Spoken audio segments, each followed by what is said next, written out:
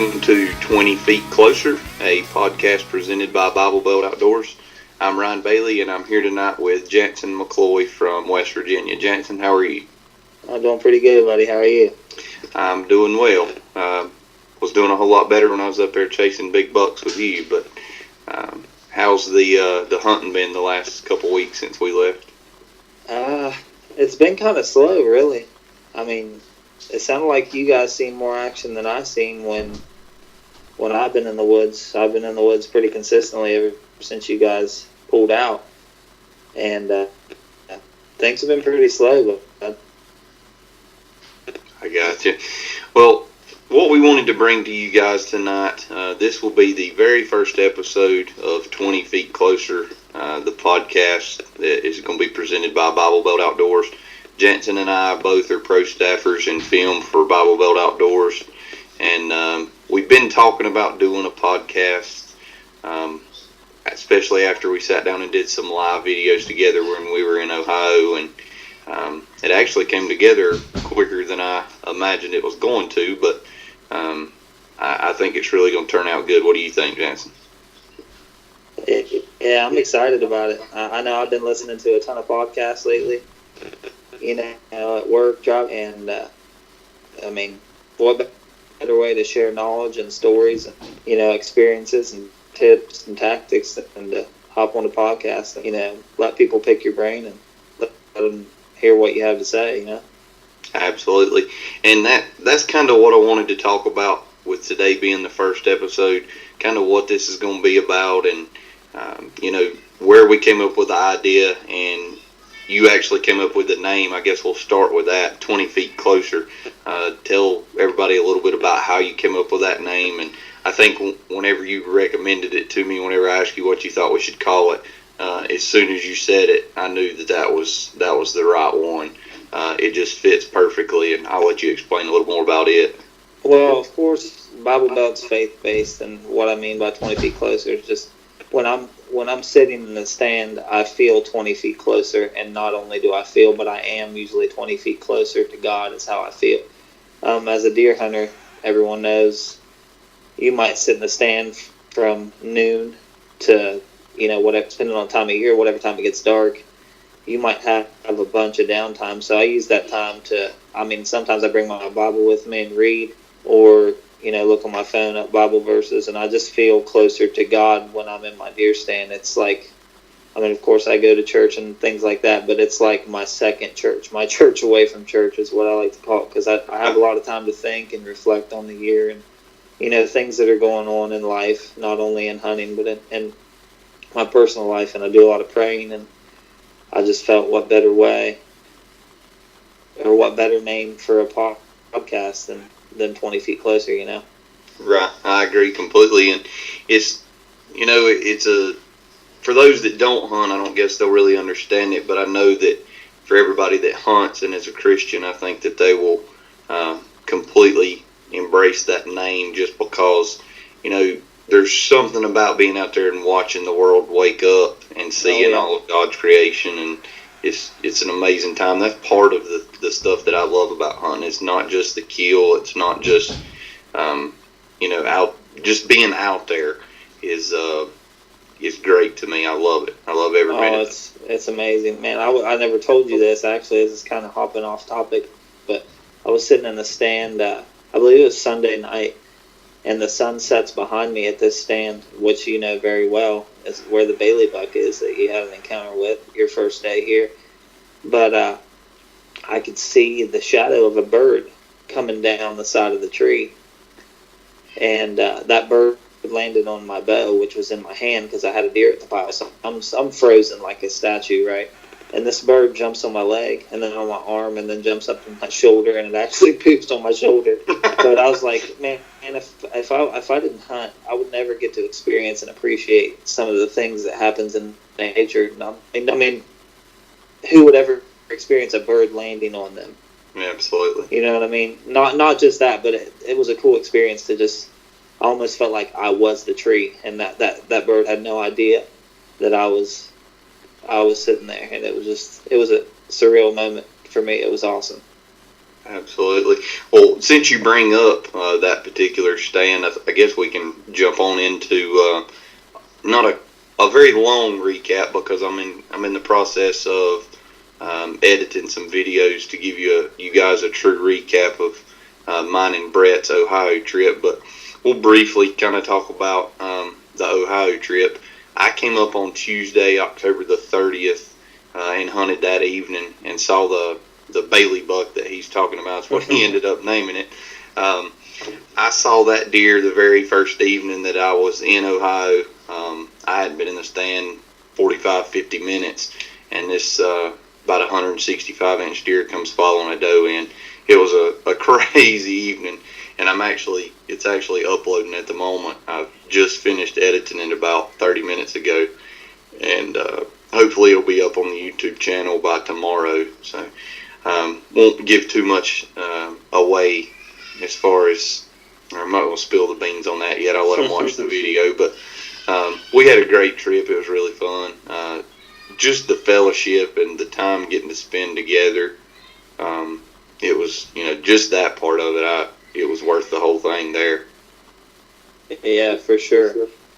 Yeah, being so far apart and however many team members we have now, being all across the country, it's really, really special when we do get to meet face to face and share stories and stuff like that. So it was a killer time for me. I wish you guys were still here. I wish you could just come move in and we could chase these deer around every day or every weekend. Absolutely.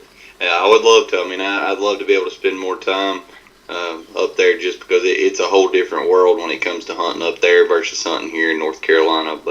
And we'll definitely talk more about that on some future podcasts about the differences in here in North Carolina and there in West Virginia and Ohio. But what I want to jump into now is kind of what this podcast is going to be like in the future. Kind of give everybody an idea of what this is going to be and what I think the idea that we had when me and Jansen talked about it, that we want this to be, whether you're traveling to work in the mornings or evenings, whether you're around the house, just want something to listen to, we want to be able to provide that. We're not going to make super long episodes, hours and hours of podcasts, but, just we're going to go over topics, questions that you, the viewers, submit to us, and also ones that we feel are popular topics. And then we're also going to jump in and talk with people from different companies, specifically companies that sponsor us at Bible Belt Outdoors. I just talked with Andy Buchanan, who's the owner of Thorn Archery, and I know he's going to be on either the second or third episode.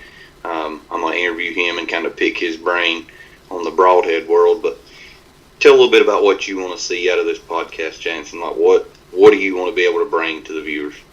I know I've been listening to Wired and Hunt podcast at work, and I'm kind of new to the podcast thing, but for me it was just something, I don't know, when I listen to them it gives me a drive or like some kind of hope to hear other people in other parts of the country going through different scenarios in their hunting situation and, rut strategies and hanging stands and, all different kinds of scenarios when it comes to hunting. It's been a very vital tool, I think, to me, and it's filled me so full of knowledge. I'm like, well, man, I don't want to store up the knowledge, what little I do have about, hunting here in West Virginia and Ohio. I'd love to share, what I do know and also learn from the viewers and listeners about what they have to say and questions they have that they want answered. So I'm really excited about it. I think it's going to be awesome and hopefully continues for a long time. I agree. And I think that's part of it. Whenever people submit questions, it kind of gets the creative juices flowing and the wheels turning and gets me thinking about, okay, they asked this question, for example, I made a post earlier on the Bible Belt Outdoors Facebook page for people to submit questions. And I won't get into those questions yet. That's how we're going to end everything. But just for example, the very first question, what's the best tree stand for all-day hunting? that's something I wouldn't necessarily sit down and have a conversation with you about. And I'm sure mine and your opinion may be completely different on that. But it's something that gets the the creative juices flowing and gets the wheels turning about, why do I pick the stands that I pick to hunt out of? Why do you pick the stands that you pick? Maybe there's a stand that I hadn't necessarily ever tried, or that you have. I think that's the brilliant thing about it, is it's going to be able to have us bounce ideas off of each other, as well as take questions from the viewers, and I think I think it's really going to be a blessing to all of us. Oh yeah, and there's so many different scenarios. Your answer might be right for this time of year, and my answer might be for another time of year, because we all know deer go through different phases. Like the juries have 13. It's so true. It speaks volumes. You could be on this deer, and he might be doing this thing, religiously, and then all of a sudden the leaves fall, or the rut kicks in, and he just completely switches what he's doing. So it's going to be interesting to hear different viewpoints on what people have to say, and what you have to say, and what I have to say on scenarios like that for different times of the year and such. Right. And we're definitely going to get Brett Hall, who's the owner and founder of Bible Weld Outdoors. I'm sure he'll be on as many of these as he's able to as well, and get his opinion. It's nice to have, sometimes it's frustrating that we're all spread out across the country, but it's also nice to have different viewpoints and different opinions from across the country, because I know just spending the 4 or 5 days with you in Ohio, or in West Virginia and Ohio, our hunting strategies are a little different, but there's big differences in the deer behavior here and there, and I think that's going to be neat to bounce ideas off of each other and kind of talk about what the differences are, and that sort of thing.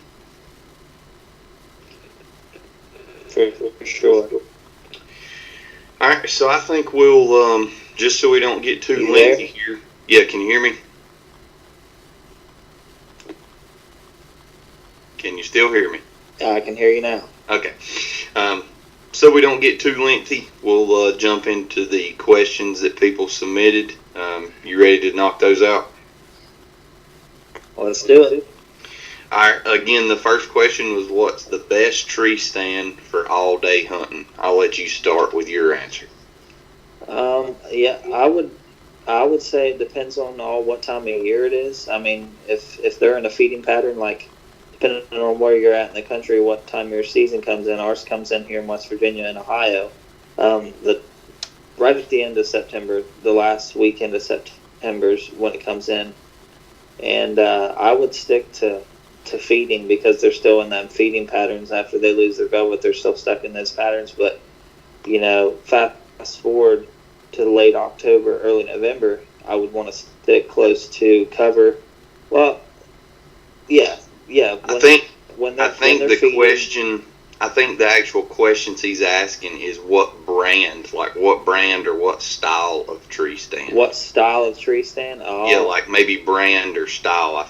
I'm pretty sure is the question he's asking, not like setup. I don't know about brand, but style. I'm a big fan of a lock-on. Ladder stands can be very comfortable, but in my personal opinion, there's just something about a lock-on. You can do. There's more options, to maybe squeeze in that littler tree or tighter tree with a lot of cover and foliage, and I think you can bounce around a lock-on a lot easier than you can a ladder stand. I'm not a huge fan on climbers, but I am a fan of being mobile, so I probably should get me a climber. It's sad that I don't have one, but is he talking about like all-day sits, comfortability type thing? Yeah, I think that's more what his question is, and I guess my answer would be, I've got two different stands that I personally own that I think fit this bill, one being a lock-on and one being a climber. The lock-on is it's one with one of those, it's like a sling style seat. It's got the same kind of seat as a zero gravity chair. I know Muddy makes a really good one. Millennium makes a few. Those to me for all day sits are the most comfortable. And then with a climber, I have a Summit, and you're hard pressed to find a stand that's going to be more comfortable than my Summit because of the seat. It just hangs. It's very, very comfortable. But I agree with you as far as a lock on is a whole lot more versatile than a climber because you don't have to find that perfectly straight tree, tree with no limbs. I think that's the better option. Yeah, and I personally have a Hawk that's built kind of like you're saying with the Millennium and the seat you're talking about, and that's probably the only tree stand I have sitting in a tree right now where I could be actually comfortable and sit all day. Now I'd still sit all day if I had to, and just about any stand if it was the right circumstances. But and I think that's the stand. One for sure. I think I hunted that particular stand you're talking about. I think I hunted it while I was there with you, and it is a really comfortable stand as well. It's got a little footrest. And I like a big plat. I like a big platform on a stand. You know, feel safe if you need to stand up and move around. I don't like standing on a shoebox. Is what I've hunted some stands that's small and it just you don't want to breathe the wrong way. The big platform stands and the bigger seats even get you a stand with some armrests or footrests like you're talking about that this Hawk has, and you'll be able to stick it out there all day, I think. The next question was, how high should your tree stand be to have a successful hunt? You want me to start off with this one? Go for it. Okay. This varies for me because in early season, of course, the leaves haven't fallen yet, so I don't think there's really a need to get too high. I mean, I usually always get above 15 feet in my personal experience. I always usually get above 15 feet. But you know, if there's really good cover at 12 or 13 feet, go for it. I mean, I think cover is your most important part there. I don't think height's an issue. But after those leaves drop, I like to get a little bit higher just to be out of the line of sight of any deer that's going to come with me. And also it depends on the topography of where you're hanging your stand. I mean, if you're hanging it in the middle of a flat and the deer are coming behind you, you really don't want them to be eye level with you. So I usually hang my stands anywhere from 20 to 25 feet. But that varies, like I said, with cover. Like I've moved a couple stands this year, you know, that were perfect early season. And then you go in there and it's like, what's going on? I have no cover anymore. So I'll actually add a few screw steps or ladder sticks or whatever the case may be to get up there that extra 5 feet and just provide me a little bit more of an advantage for not being seen by the critters. Right, and I honestly think this sounds crazy, but I think this answer can vary of what part of the country you're in. And I'll tell you the reason why I say that. Here in North Carolina, every single deer that comes out, I swear they look up, every one of them. The higher you are, the better here in North Carolina. But whenever I came to Ohio to hunt with you, it was a whole different ballgame. It's like I'm 18 foot off the ground and I'm standing up, I'm grabbing my bow off my hanger, I'm turning my camera on, and the deer, you know, they don't pay any attention at all. If I was doing that in North Carolina, they would turn inside out and blow and be in the next county over. But for a general rule of thumb, I would say 20 foot is my preferred height, 20 to 25. I would say, I'm not going to say in my younger days because I'm not really that old, but in my teens and in my high school days, I have been known to climb even higher with a climbing stand on up 30 to 35, even 40 foot at one particular spot that I can recall. We had to tie 2 20-foot pull ropes together for me to pull my bow up. But it's like you're talking about. You really didn't even feel that high. The topography was, it was completely different. I was on right beside a ridge. It was kind of to my left, and the deer still were almost at eye level if they walked to the top of that ridge, and I'm 38, 39 foot in the tree. So, and another thing you got to watch is when you do hang a stand that high, your shot angle is very important because you're shrinking the vitals. The higher you go, the vitals shrink dramatically. Exactly. So you got to be careful there.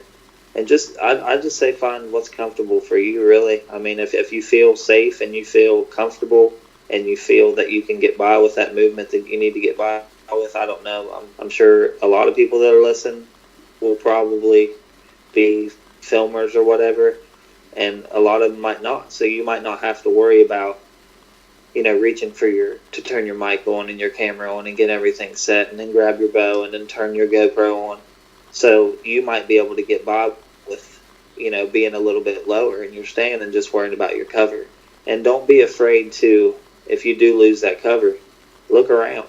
See if a tree's hold its leaves longer than the other, or a pine or anything like that. Move your setup. Go in there midday, or right before rain. Move your setup and then get out of there and have at her again next time you go. And I think one of the important things about tree stand height, in my opinion, is your scent. I think it really gets those thermals up and over the deer, especially if the deer, if you're hunting in a state where you can bait and you're hunting over a corn pile. The higher you are at a 20-yard shot, you have to keep in mind the vitals, like you were talking about. But the higher you are, the higher your thermals are going to be coming off and being carried over those deer head if you don't have a good wind. Right. And Brett actually commented on this specific question and said, make sure Jansen researches and answers this one. Last time I hunted with him, I had nosebleeds. Oh, no, come on. That stand is about 23 foot in the air. It does feel a lot higher because you're on that power line right away. Oh, yeah, it does. Right away kind of sags down there, and it makes you feel like you're way in the air. But yeah, you can see a lot. It's like you're hovering like a drone up above the trees because you're so high. But all right, we'll move on to the next question. What's the range you wouldn't shoot a deer with a bow? I know this is a lot of people get into it in this question, but that's a tough one. Yeah, I'll start with it. My personal, and I think this is case by case. Each person has a different answer here, but mine's around 50 yards. 50 yards is what I'm comfortable shooting at a deer with. The reason I say that, I've got a short draw length. I don't shoot the fastest bow in the world. The farther range I'm shooting at, what I'm starting to worry about is a deer jumping the stream. And 50 yards, I still feel like if I hold low and hold on the heart, that if they do drop, they're going to drop into it, and I'm still going to get the top of the lungs. But I honestly think that's whatever you're comfortable with. Obviously, I believe you should practice at whatever distances you think you're going to take those shots at, and I do practice at 50 yards, quite a bit during the off season. But I don't know. I think it's just case by case, whatever you're comfortable with. What do you think? I agree 100%. It depends on the scenario. Like if I have a deer coming in and it has no idea I'm there, I would feel comfortable with that 50-yard shot. Like you, I do have a longer draw length, but I don't have the fastest bow in the world, so I don't want to take a chance of that deer spooking or hearing my bow and twirling, because you know how fast. I mean, their reaction time is way faster than any bow on the market. I don't care what anyone says on that opinion. I don't think they make a bow that a deer can't duck a string on. So I practice personally. I just go up to a 50-yard pin, and I'm not going to guess any past 50. I don't want to aim high or none of that. I don't have a 60-yard pin, so I would agree with 50 yards. But even at 50 yards, I would have to feel 100% confident, because I mean, you throw in buck fever and wind and the noise of the bow going off, you're just asking for trouble. I've made shots like that in perfect scenarios, but I would prefer that 20-yard shot like everybody. And usually, with hunting over bait, I'm usually presented with a 20-yard or less shot, thankfully. But I would feel comfortable and very, very, very comfortable out to 40, but I would stretch it to 50 if the circumstances were in my favor. Like, for instance, the right-of-way stand. I have a very heavily traveled deer trail, and I think it is right at 49 or 50 yards in that right-of-way. Well, there's a lot of road noise because I'm right beside the interstate, and it's usually windy up on top of that ridge. So I'm really not worried about the deer hearing the bow go off and jumping the string. So I would feel comfortable making that shot. But like I said, it's just all in your personal preference and how far do you practice at and feel confident. Because there's a big difference in shooting a piece of foam than there is at a mature whitetail or a doe or whatever. There's a big difference there. So I just pick up your comfortable yardages and practice religiously and do whatever you feel is right. I mean, if you think you can make the shot, make it. If you think you can make that 70-yard shot and you've practiced and you can do it, I mean, who knows what we're going to do when we're faced in that situation. Exactly. On to the next one.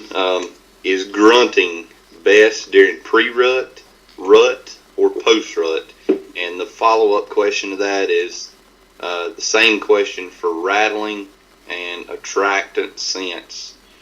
I'll let you start on that one.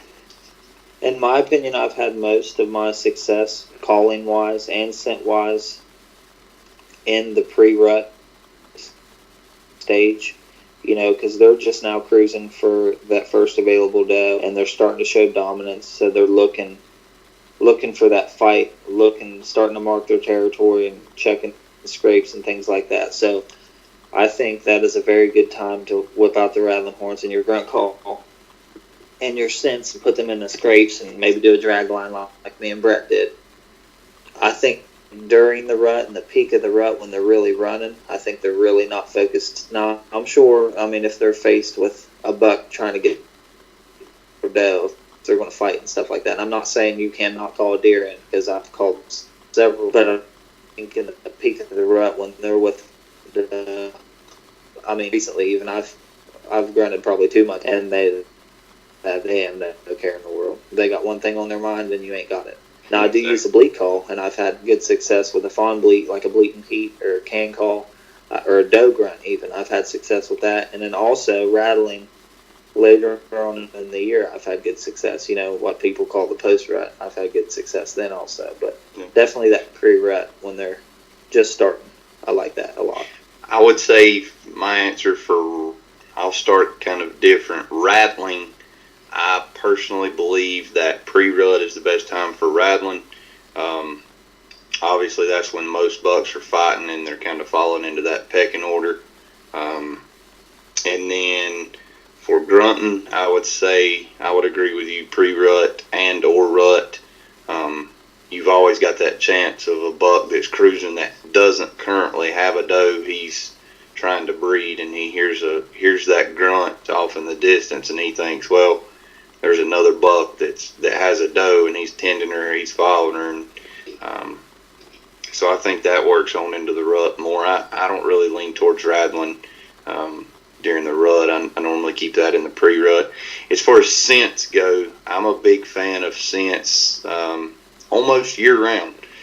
Pure whitetail kind of is what got me started on this. Deer check community scrapes year-round, does, bucks, everything. I think it's just important to pick your scents and pick the correct scents. If you're in the pre-rut, I think, some doe estrus or some buck and rut, some type of scent there. The Bachelor group is one of my favorites from Pure Whitetail. That's a mix of several different bucks. But that, as far as scents go, I think you can utilize them, kind of year-round, those community scrapes. Because, deer are even checking them in the summer, and I think Pure Whitetail's brought that to light. Whereas before, I really didn't even realize that or didn't believe that. Right. On to the next. What areas do you focus on hunting during the rut? It's kind of a two-part answer for me. Doe bedding areas being the number one answer. And then I guess the second answer would be wherever you have the most... Can you repeat that question? You were breaking up a little bit. Okay, I'm sorry. What areas do you focus on hunting during the rut? During the rut? Yeah, during the rut, what areas do you focus on hunting? First and foremost, I'd say doe bedding areas. My second part of that answer would be whichever location or stand site that you have the most doe activity. on a normal basis, that's where I'm going to be during the rut. I would agree with that. Definitely get as close as you can to their bedding, and if you don't feel like you're close enough, move closer until you start having deer come to the downwind side of it, and then back out of there. But definitely where you consistently see does moving, because they're obviously it's the rut, they're after the does. But stick close to that bedding because they're going to be in there. It's the thickest stuff you can find. Go after it, and like for instance here in West Virginia and Ohio, you can bait. So if you got does coming and not bucks early season, don't give up, because that's like the stand that Ryan was hunting. It took me 5 weeks to get a buck on camera. And then, boom, out of nowhere, I had consistent does coming in there, so I just stuck it out. And then now there's several shooters in there, including the Bailey buck. But, yeah, I'd definitely stick to bedding. And if you got does coming to a food source, keep on it. Kind of a different answer, more of a land type answer, I guess you'd say, would something that I'm a fan of is fields. And this is kind of a secret that I've kept. I guess I'm going to let it out of the bag here. And it may not be a secret to others. I haven't ever really talked with anybody about it. But I like hunting on field edges during the rut. And the reason being, just like at the place you had me where I saw the Bailey buck, that field to the left, every time I saw a buck chasing a doe, that doe would make a beeline for the middle of that field where she could stop, turn around, catch her breath, and then she would dart back in the woods. For whatever reason, I've had really good luck hunting field edges during the rut. I don't know why, but honestly, I really don't think there's a bad answer during the rut. If it's a true rut where bucks are out cruising, chasing does, I don't think there's a bad answer. I don't think there's a bad stand location. Any stand location can be the one that he's going to run her by on that particular day. So, but that's kind of what I try to focus on is, doe bedding areas, areas of high traffic of does, and then again field edges. Yeah, the main thing is just get in the woods. I mean, that's the time for the all day sits and for your vacation days to be spent, because we all know anything can happen in the rut. So just spend time in the stand. But if I was going to pick an answer, that would definitely be it. Right. The next one is, when is this rain going to stop? My fields are muddy. Good question. When the sun comes out. That's right. Would be my answer. Good question. Here in North Carolina, I think we're going to get a break in the morning until around 1, so I'm going to try to hit the woods. And then by tomorrow evening, it's going to move right back in. So, well, right now here in West Virginia, we had snow the past 2 days, so there's that. Yeah. Which I'm a fan of. Yeah. I like cold temperatures. Next question equals mature buck movement. Exactly. Next question is, do you have any luck going into the woods on a 4-wheeler? I'll let you start with that one. Ooh. I like to be as stealthy as can be. I like easy access.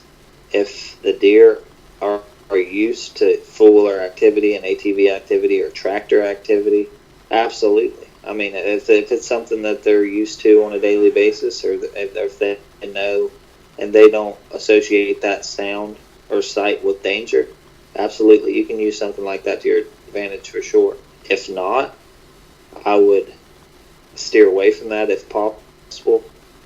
If you can't, try to minimize it, use it as little as possible. But if it's something that the deer are used to, and like I said, they don't associate that with danger, for sure, I would use that to your advantage. My answer is a little different. Where Jansen walks in most of his spots are the spots that I've been to with him. 90% of the places I hunt, I have to ride a 4-wheeler or UTV. We have a Yamaha Rhino, and then I have a 4-wheeler. I don't really think it messes anything up. I would much rather a deer get spooked to the sound of a 4-wheeler or UTV versus the sound of me walking or them seeing me. I would much rather them associate danger with the 4-wheeler than when they see me, because 4-wheeler's not going to be in the tree stand with me. I normally park around 300 yards away from where I'm hunting, and I always try to hide it pretty well. So that's kind of the way I do that. But I think it depends on your access to. Is it an easy walk from the truck? Because if it is, then I agree with you. I don't think you should take a four-wheeler with you. But if it's a mile or two in, I don't have a problem with it. It also depends on location. In my opinion, like if you're baiting a deer and you're close to their bedding, I personally wouldn't want to take a four-wheeler in there. But if it's a food source and it's midday and you're doing your bait checking or your hanging stands at midday, I wouldn't worry about it too much. But there's a lot of factors that can play into that. What time of day you're going in there, what weather, what wind direction. There's a bunch of different factors, but right. I don't see a right or wrong answer, really. Right. It's just all in personal preference. Next question is, how bad does predators ruin your hunting, and how can you get rid of them with limited time to hunt? I don't really have a lot of first-hand experience with this because I don't have a whole lot of problems with predators. I'll have a handful of coyote pictures every year. I have a ton of fox pictures, and funny enough, I have a lot of pictures with deer and foxes in the same picture.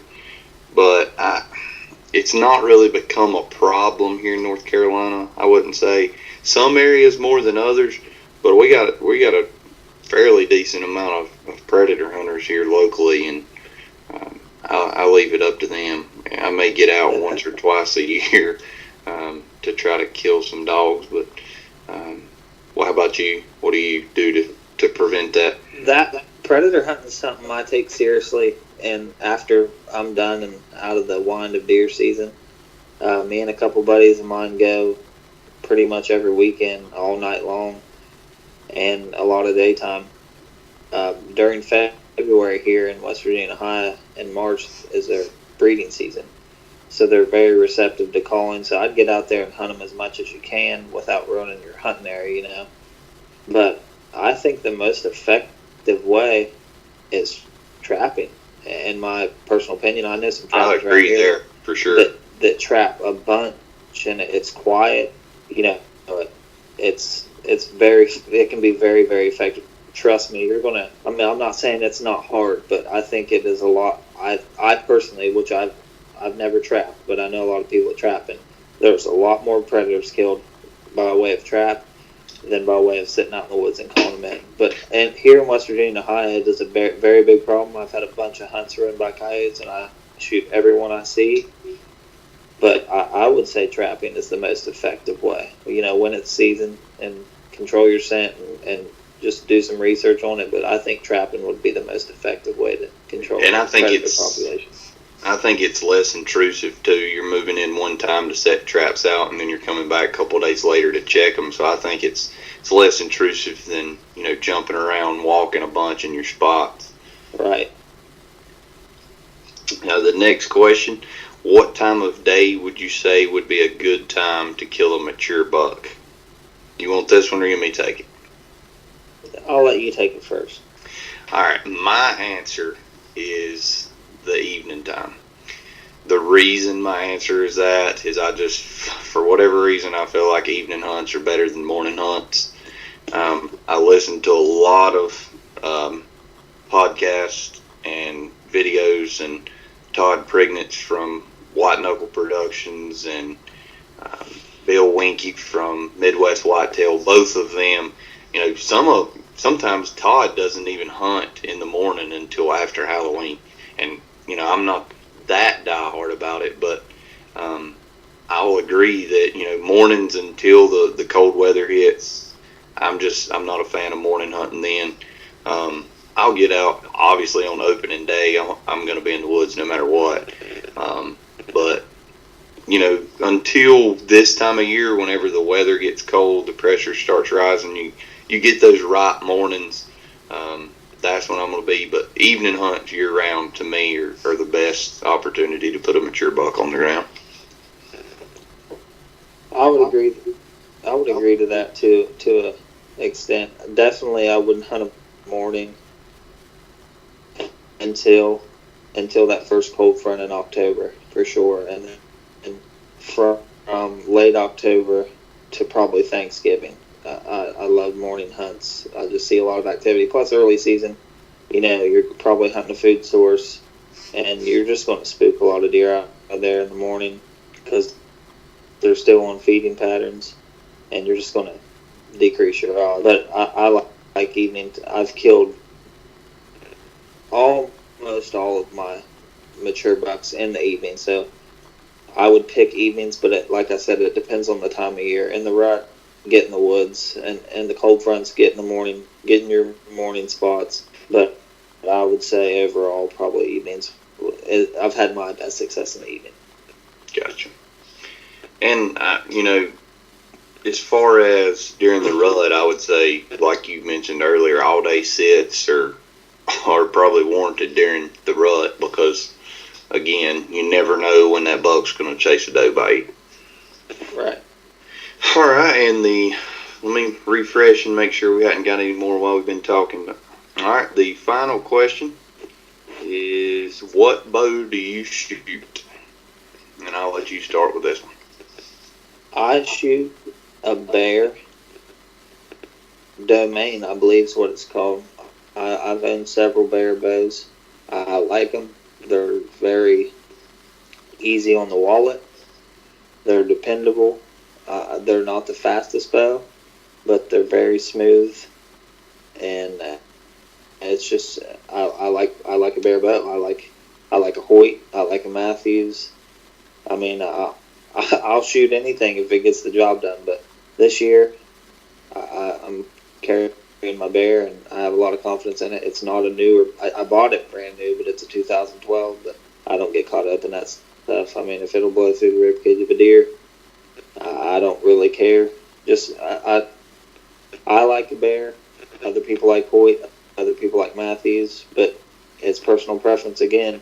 Whatever you feel comfortable with that you can take out there and successfully kill a deer, have at it.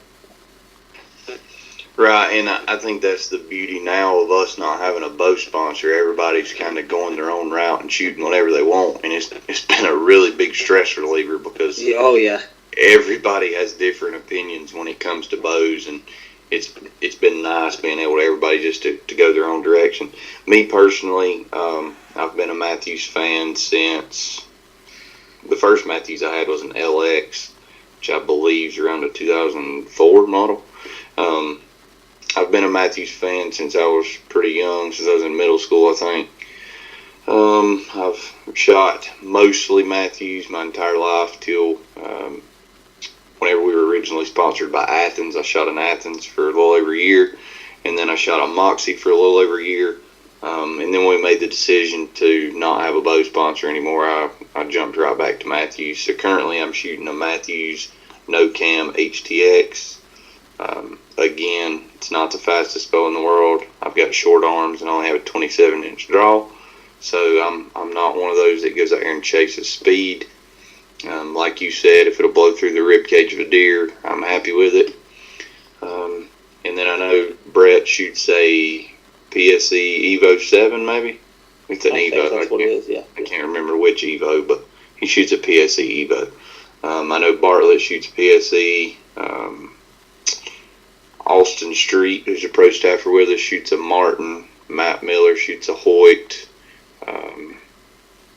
See whoever. I think we still have a couple people still shooting Moxie too, don't we? Yeah, I think we got a few still shooting Moxie. I think one or two may have switched back to Athens. I think Adam Milton shooting an Elite. I think we've got the spectrum pretty well covered when it comes to there's no wrong answer to this question. It's whatever you feel comfortable in. Go shoot it. That's all that matters. Don't chase what's new and on the market. If that's what you want to do and you can afford it, have at it. But do I think your odds are better if you get the newest best bow out and I'm shooting a 2004 model LX Matthews? No, I don't. No, I agree. I think it's whatever you're confident with too. Like Brett and I were talking when we were up there with you, it was like Brett had so much confidence in his his older bow, and then he had got this PSE, and it's not that it was a worse bow than the one he was shooting. I think he was shooting a Matthews Switchback, but he had it for so long. He had built so much confidence in it. It was just like a growing pains of, hey, I've got to get used to a completely different feeling bow, and but I think it really just goes off a comfort level. Whatever you're comfortable with, I think is the right answer. If you were going to pick a bow, what would your number one pick be? If you could buy any bow.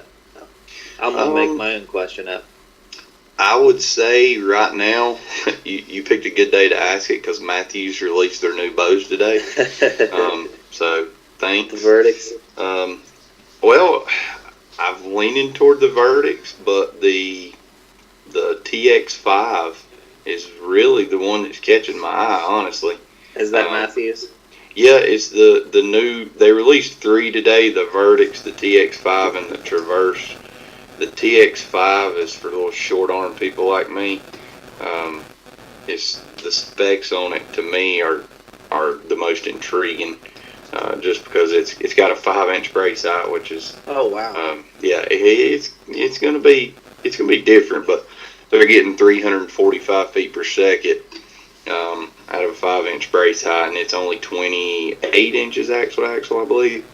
It's just a real short bow, but very similar to the Tri-X, but they shrunk the brace height down a little bit and get some more speed. What about you? If you could only pick one, man, it's such a hard. I've shot the new Hoyts, and not the brand new Hoyts, but I like the Hoyt. I would like to get my hands on the new Elite. What is it? Help me out. Oh, Ritual 30. Yeah, the Ritual. I like that, but I don't know. I like the new Bear line they just came out with. But if I was going to pick a bow to hunt with, I like Hoyt. I really do. I do. I like Hoyt a lot.